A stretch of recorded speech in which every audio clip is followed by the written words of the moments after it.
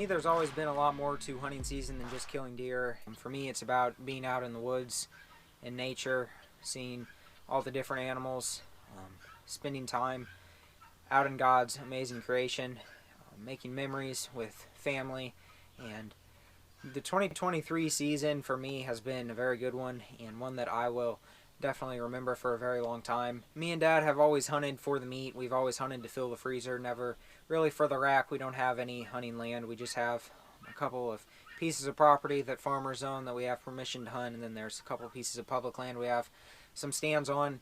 And the season opened up, and it was pretty hot around here in this part of Illinois anyway, and I didn't get out for a couple of days. I was pretty busy, and then a cold front came in, I think around the 4th or the 5th maybe of October. So I went out and hunted, saw some deer, and hunted a couple other times. Had a pretty nice 8-point buck get in behind me at about 25 yards, but he got in too close before I saw him. By the time I got stood up and got my bow, he was already at 35 yards heading away from me, and I was not able to get a shot on him. I did have one opportunity I could have shot at him, but I decided to pass because he was quartering away, and I just didn't feel comfortable with making that shot. So the 10th of October, I went out for a morning hunt, me and Dad actually. It was, I think, a Tuesday. Dad was going to hunt for a couple hours, and then he was going to have to head into work. So around 8 o'clock, I had some deer come by me on one of the main trails. It was 3 fawns, went past, and I got stood up, and a doe came right behind him, was at 25 yards. I drew back and shot her, ended up hitting her in the back and clipped one of the arteries that run down their back is what I think I got. And she took off, went to about 50 yards, and just kind of laid down. Was in some thicker stuff, and I was kind of keeping an eye on her, keeping an eye on the fawns, trying to see what they were going to do. They were at about 40 or 50 yards then as well, and all of a sudden I'm watching her, and I hear something, and another doe had actually walked out of where they had all came from, and she made it out there with the others before I saw her. So they're all just kind of standing out there, and then the doe ends up thrashing around a little bit after about 5 minutes, and I'm pretty sure it was that doe expiring. And so all the deer kind of freaked out, and they kind of started to run off, so I stopped them, I drew back on the doe. She had stopped in a little opening, and she was quartering away, but it was a pretty close shot, and I let the arrow go and hit her. She went about 100 yards, and I tracked her and found her, and Mom and Luke came down and helped me get those deer out. Dad had to head to work, and we got them out. I got them gutted. It was a pretty good start to the season. That was the first time I had killed deer back-to-back like that in one group within that close amount of time. So we hunted the rest of October and was able to see some other deer and stuff. Was not able to get another one harvested. And then we fast forward to about November 1st. The farmer got the corn out in one of his fields. The piece of property that we have permission to hunt on is out in the middle of cornfields. We can't get to it until he gets his corn out. So got his corn out of there, and me and Dad went back up in there midday to check our stands to make sure they were all good. And this property lays out pretty good. It is a big pinch point. The deer kind of funnel down. The property funnels down from being pretty big standing timber, and it funnels down to a pinch where there's this creek and an open field. So there's a creek that runs through the property, and then we've got a stand on the inside corner of this field, and there's another stand about 100 yards, 150 yards away from that stand on an outside corner of the field. And this was only our second year hunting this property. We don't have a ton of experience hunting it and stuff, but me and Dad went out there on a Sunday evening hunt. We get up in the stand, and it was 3 o'clock, and I don't get up there 5 minutes, and I hear something, and there's a deer, pretty nice buck. He was at about 60 yards when I first saw him, and he's just kind of standing there looking around, walking around and stuff. Kind of seemed like he was on high alert, kept on looking back the way that he was coming. He ended up coming in front of me, and he actually took off running towards Dad. I thought that he was going to go towards Dad, so I text Dad, let him know he's got one coming his way. As soon as I send the text, the buck turns and starts kind of jogging towards me, and he slows down to a walk. It's just standing there for about 15 minutes or so. He probably stays in about a 10 by 10 area, just kind of walking around. Not really sure what's going on. Kept on looking back the way that he came, like there were more deer with him. And he started coming towards me again. Got back to about 50 yards. He gets behind these trees. I lose track of him. Thought that he ended up seeing me or something and took off out of there. So I'm just standing real still. After a couple of minutes, I look, and he ended up bedding down right there for about a half hour. He ended up just laying there. I got some video through my binoculars. It's not the best video, but you can kind of see him. So I'm keeping an eye on him. and making sure that there's no other deer that are coming in on me. And finally he gets up and he just slowly starts to head over towards in Dad's direction, and I let Dad know he was up and coming towards him.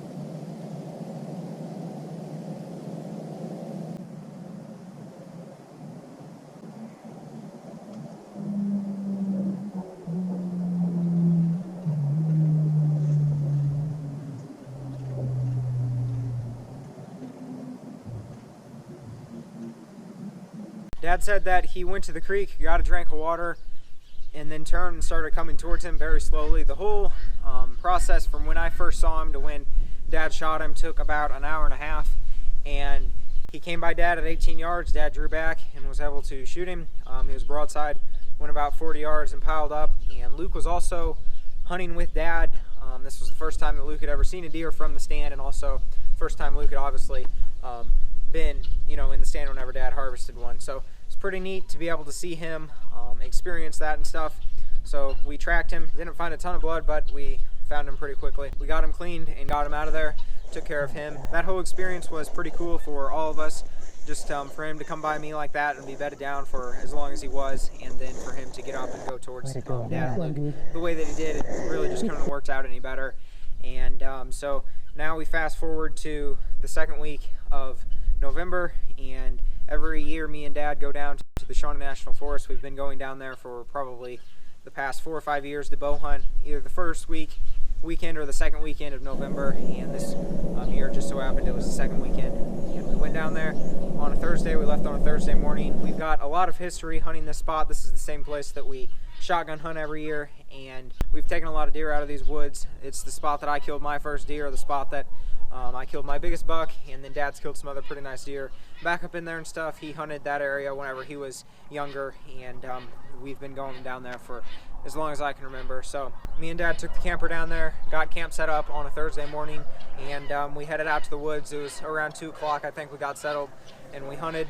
And about 30 minutes before dark, I had these 2 does that were out in front of me, over to my left, just kind of slowly walking towards me. They were kind of on high alert. It seemed like I wasn't really sure what was going on with them, but they ended up coming towards me. They got to about 50 yards. They were still pretty far over to my left, and they turned and started coming like they were going to come broadside at about 50 yards. And when the lead doe got right in front of me, she turned and she just started coming right at me, directly at my tree.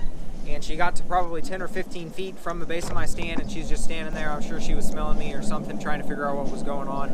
And she's just standing there. Finally, she acts like she's going to turn and come to my left some more. So when she did that, I drew back on her, and I'm holding, and she ended up stopping right as I was drawing back. But I didn't want to let down because I didn't want to risk her seeing me or anything and busting out of there with her being so close. So I'm at full draw, and I'm holding. I held for about a minute and a half on her. Finally, she starts to turn. It looked like she was going to head away from me and get out of there, but she started to turn broadside, so I kind of had to reposition my bow a little bit because I was thinking she was going to go off to the left, and when I did that, I made a little bitty noise. My bow hit the stand, and it made a very small noise, and she looked up at me, heard the noise, looked up at me, and I knew it was then or she was probably going to take off out of there, so I shot and hit her pretty hard. I knew you could tell the way that she ran off. She was hit pretty good, so she ran off, and I ended up only getting 1 lung, so she went pretty far. We were just finding little bitty specks of blood. We found blood pretty much immediately from where I shot her, but we ended up trailing her for about 250 yards. We did end up finding her. I only got 1 lung. That's why she went so far, because she was so close to my stand. I basically shot right down through the top of her body, and that's the reason that she went so far. At this point, we've taken 4 deer between me and Dad, but there was a family at our church that was in need of some meat that we found out about, and we decided that going into shotgun season, me and Dad were going to pretty much shoot whatever came by our stands to try and get this family some meat. And we hunted Friday, didn't see anything, but then Saturday morning around 7 o'clock, I had a buck come by me at about 50 yards when I first saw him, and I tried to get the camera running, but unfortunately I just didn't get it on. He ended up coming by me, and he actually turned when I first saw him and was heading kind of away from me, and he kind of turned in front of me, was still at about 50 yards, and I shot. Ended up missing him, and he ran back the way that he came, turned broadside again. I shot again, missed him again. Then he actually turned and came towards me. He got to about 40 yards, turned broadside again. I shot, and he dropped. And the reason that he came towards me is because there was actually a doe that was closer to me that I didn't even see until the doe took off out of there. I didn't even notice that she was there. So that all went down really quick, and I actually ended up spining the buck, so that's why he fell immediately. And he was trying to get up, so I shot at him some more, and Dad ended up coming over there and walked up on him and dispatched him very quickly. So it all went down really quick. So we got the meat for that family, and we actually just ended up coming home after that happened. We decided, just with the way that the morning went down and stuff, that we were going to come home Saturday around midday. And then I think it was that following Wednesday. It was great weather to be out hunting. The wind was right to hunt out where Dad got his buck. So I went back out there with my bow and was sitting. It was an evening hunt, and right at last light, I had a buck come running by me. I ended up hearing him before I even saw him, actually, but I got stood up, and by the time I got stood up, I was drawing back already. It happened so stinking quick. The whole thing went down in about 15 seconds from the time that I saw him to the time that I shot my first arrow. He was at 20 yards. I shot, ended up missing him. I was hunting in Dad's stand, the same spot that Dad got his buck, and he jumped out to 30 yards. I grabbed another arrow, and he was obviously trying to figure out what was going on, so I was able to get another arrow, shot at him again, ended up missing him again, and he took off out of there after I shot my second shot. I thought that I hit him just with the way that he ran out of there right away and stuff, but I think what actually happened is that my arrow went into the creek, because whenever I got down, went and looked, I couldn't find my second arrow, but we had to go to church, so I looked for some blood and stuff at first, but couldn't find anything, decided to back out. We went to church, came home, and went back out there. Didn't find anything, no blood, no deer, nothing, no hair or anything. So I think I missed, and my arrow just went into the creek, and that's why we couldn't find it, obviously.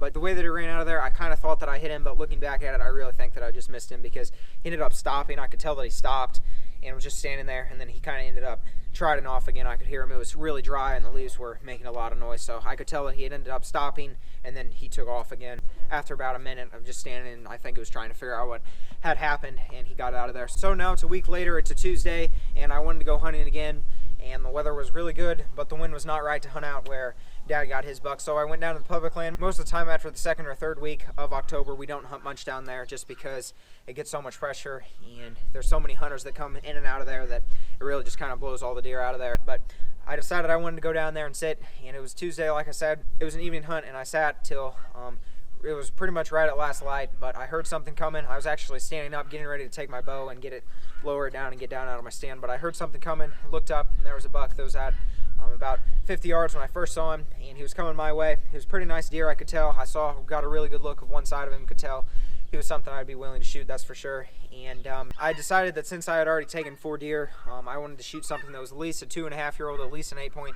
Needed to at least be that big for me to shoot it, and I could tell that he was at least, that big. And I got my bow, got the camera running. Unfortunately, it was too dark for it to come up on camera. I think it would have made some really cool video, though. He came in, got to about 15 yards, and I don't think my settings are really set right on my camera to record in low light. I know that they aren't, actually. I should have looked at that and tried to change it around, but I didn't, and that's why the video just didn't turn out. It was too dark for you guys to see what was happening. But he came into about 15 yards, was in some pretty thick stuff, and started making a rub on a tree. So I drew back on him and was trying to just calm down, get settled on him and stuff. With what had happened the week before, I wanted to make sure I was really comfortable and didn't pull my shot or anything.